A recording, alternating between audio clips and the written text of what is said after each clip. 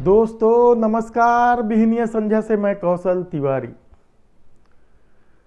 छत्तीसगढ़ में रियासतों का अपना महत्व है और अपना दबदबा है।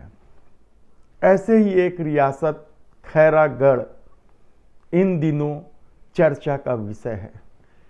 चर्चा का विषय इसलिए है क्योंकि महल पर कब्जे और सियासत पर कब्जा को लेकर लड़ाई शुरू हो चुकी है।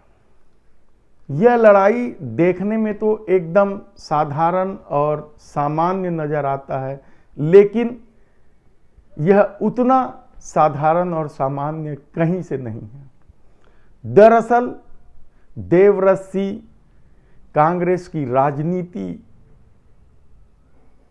का वह चेहरा है जो विधायक और सांसद भी बनते रहे हैं।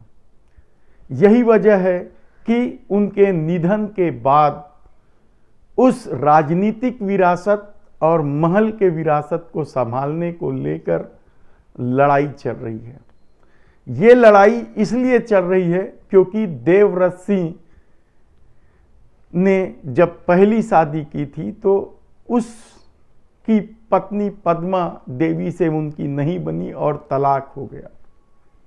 पद्मा देवी चुनाव भी लड़ चुकी थी और हार भी चुकी है।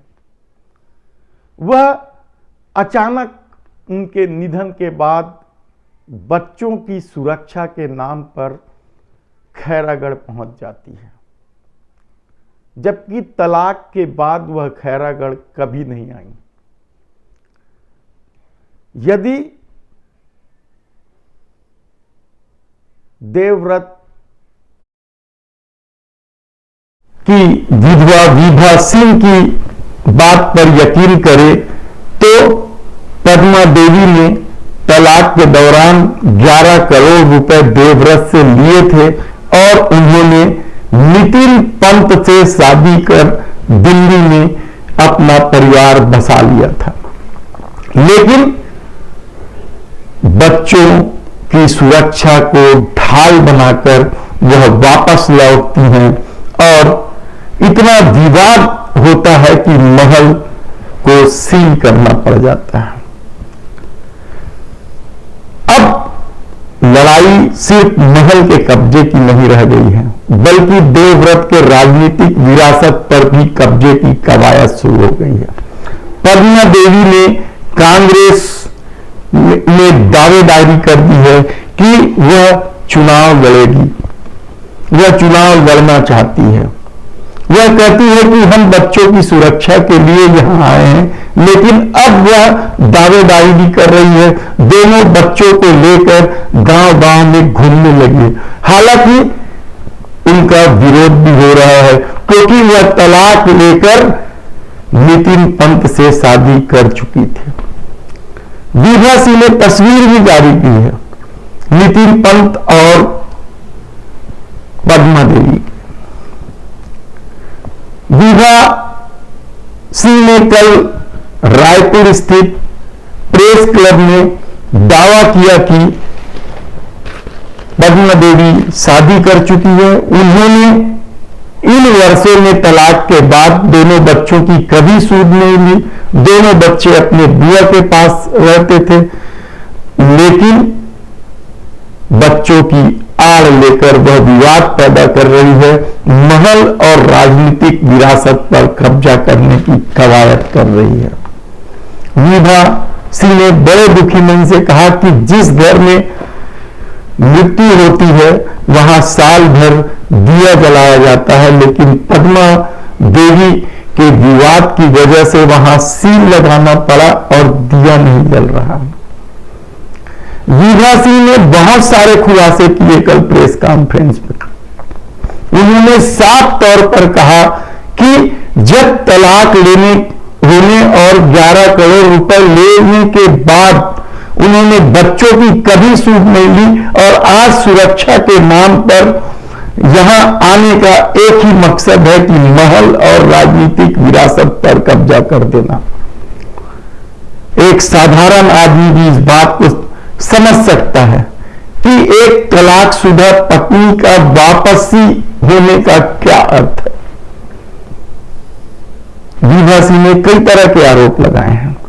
उन आरोपों को आप नजरअंदाज भी कर दें, तब भी इस बात से कतई इनकार नहीं है कि सारा झगड़ा का जड़ महल और राजनीतिक विरासत ही है, क्योंकि खैरागढ़ में अगले माह ही उपचुनाव होने हैं और निसंदेह यह कांग्रेस का बड़ा गढ़ रहा है।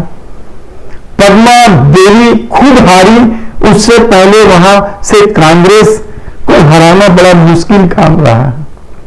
हालांकि पिछले बार के चुनाव में जब देवव्रत सिंह जोगी कांग्रेस चले गए तो जोगी कांग्रेस से भी उन्हें भारी जीत मिली थी और निधन के बाद इस रिक्त हुए सीट पर जब अब चुनाव होने हैं तो राजनीतिक विरासत को संभालने को लेकर जिस तरीके से महासंग्राम हो रहा है वह भी हैरान कर देने वाला है।